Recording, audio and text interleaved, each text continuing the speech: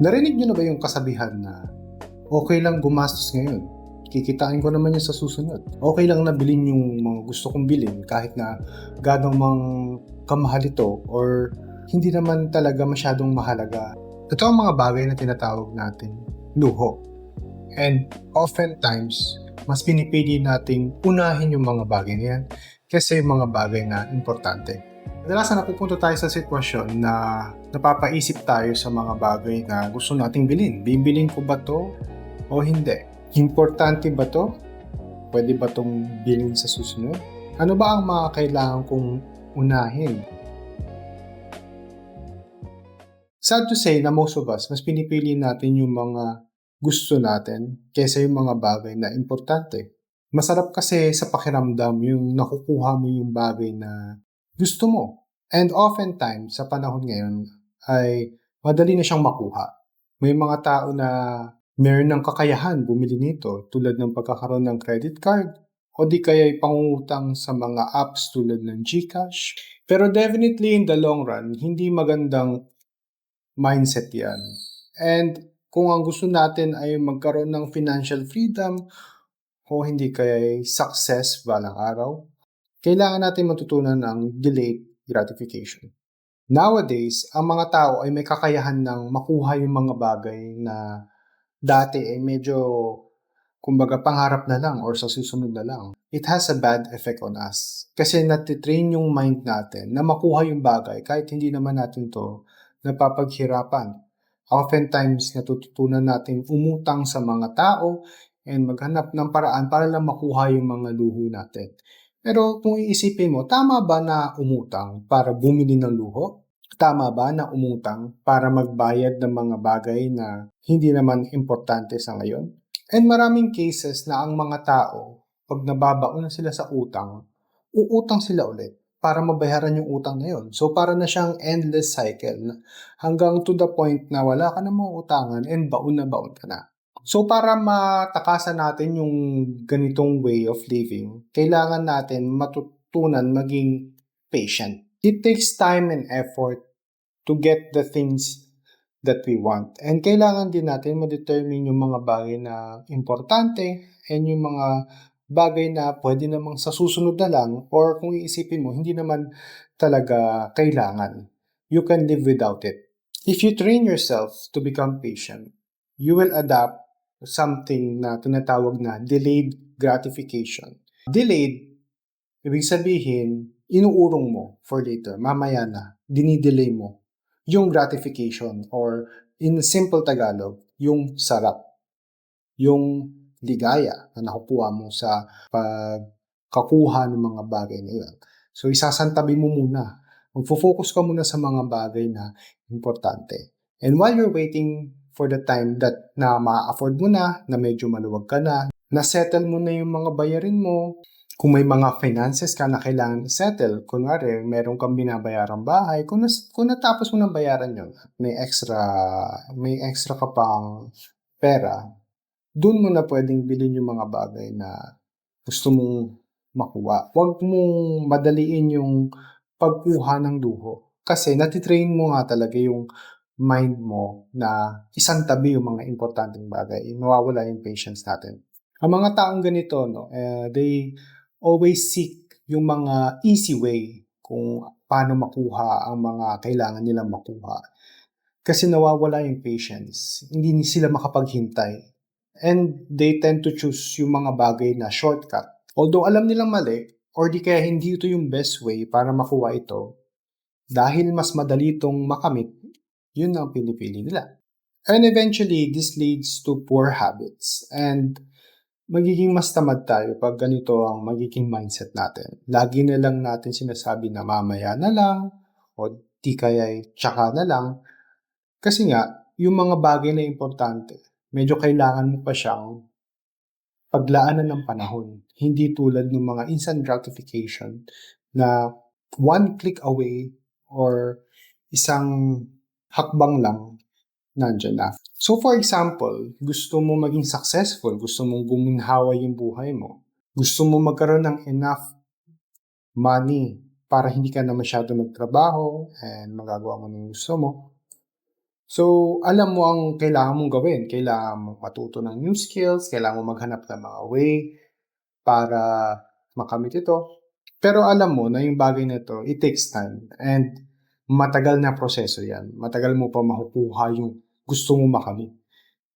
Whereas kung iso-shortcut mo na lang, wala na lang akong gagawin ngayon, gagawin ko na lang yung gusto ko kahit hindi ako magtrabaho, wala akong pera, okay lang, at least nagagawa ko yung gusto ko, manonood ako ng TV, maglalaro ako ng video games, bahala na kumbaga, at least nagagawa ko yung gusto ko.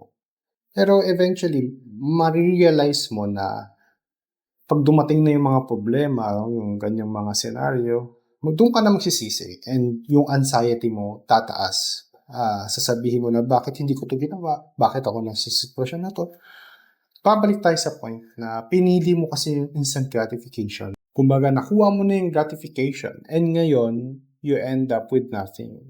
Pag na-face na tayo sa mga unexpected circumstances, dyan na yan magpapatong-patong.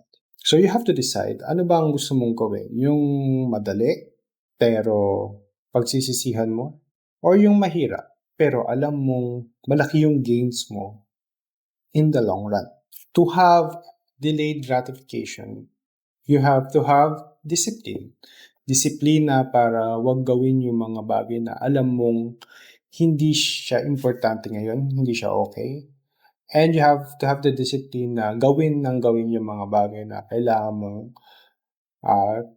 tapusin or matutunan. And I know a lot of us is lacking in this. And hindi lang naman sa pera yung discipline na yan.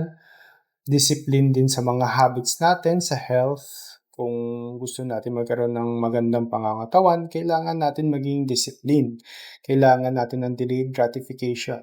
Huwag tayong magsasettle sa mga shortcuts. Kasi the truth is, lahat talaga ng bagay kailangan paghirapan and we have to learn that. Or we will have to learn it the hard way. Visualize mo yung future. Ano ba yung mga makukuha mo pag dinilay mo muna yung gratification? Ano ba yung mga rewards for doing it? Kasi in that way, mas mamomotivate ka na ipagpatuloy yung ginagawa mo. Although hindi mo pa nakukuha yung rewards. As of now, if you try to look at it, if you try to visualize it, mas magkakaroon ka ng clear picture or path papunta dun sa goals mo. I'll give you a simple example. May dalawang magkatrabaho, si Janet at si Kate.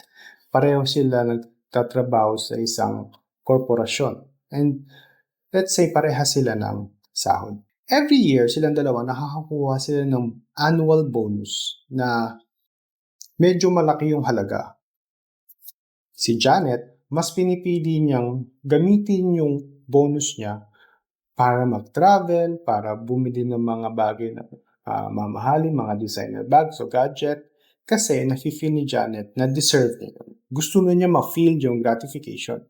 Si Kate naman, mas iniisip niya yung future. Ang gusto ni Kate, maging secure. Gusto niya magkaroon ng bahay. Kasi sa ngayon, yung tinitirhan niya is nirerentahan niya. Although gusto rin ni Kate na mag-travel and bumili ng mga bagay-bagay, mas nag-focus siya dun sa tingin niyang mas importante in the long run. Dumaan na ang 20 years and dumating na yung time na si Kate, nakabili na siya ng bahay niya. Yung first bahay niya. And then, nalaman to ni Janet and nagtataka siya, bakit kaya si Kate nakabili ng bahay? Parehas lang naman kami ng trabaho, parehas lang naman kami ng nakukuhang bonus. Bakit siya nagkaroon ng malaking ari-arian at ako hindi? In the end, si Kate, she was happy with her decision to delay her gratification. Inunan niya muna yung hirap bago yung sarap. Unlike Janet na lagi niyang pinipili yung ngayon na. Gusto ko na ma-feel ngayon. Nane-neglect na niya yung mga bagay na importante pala talaga and she's left with a lot of regrets. Nagsisisi siya sa mga decision niya. And 20 years is not a short time. Through the years, binuild ni Kate yan. And it is something na kung di man mahirap, is almost impossible for Janet to replicate. Instant gratification and delayed gratification, kailangan mong malaman yung dalawang yan. And when it comes to your business, kailangan mo ring mag-focus sa pagtrabaho para lumago yung negosyo. Huwag mo masyadong isipin yung mga success, yung mga pera, or sisikat ka.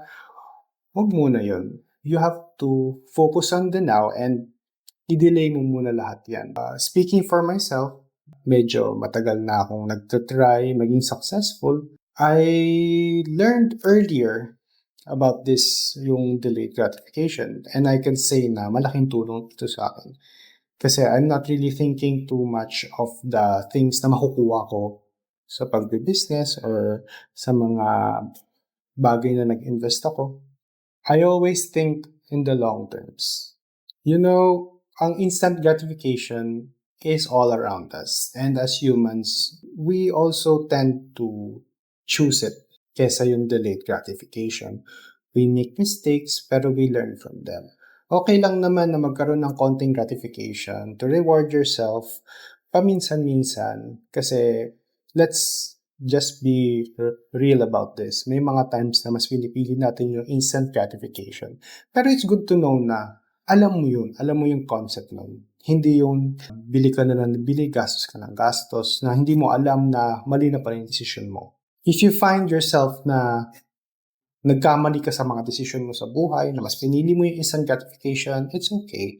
At least now, you found out na pwede ko palang i-delay yun para mas malaki yung makuha ko, mas malaki yung benefits na makukuha ko sa future for me and my family. So if you want to have a sense of delayed gratification, kailangan mo talaga ng discipline. Yan ang pinakamahirap na aspect niyan.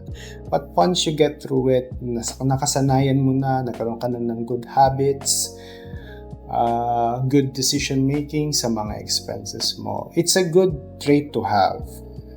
Para na rin siyang skill kasi nagkakaroon ka na ng better sense of your finances, na gumagawa ka na ng mga tamang choices in life.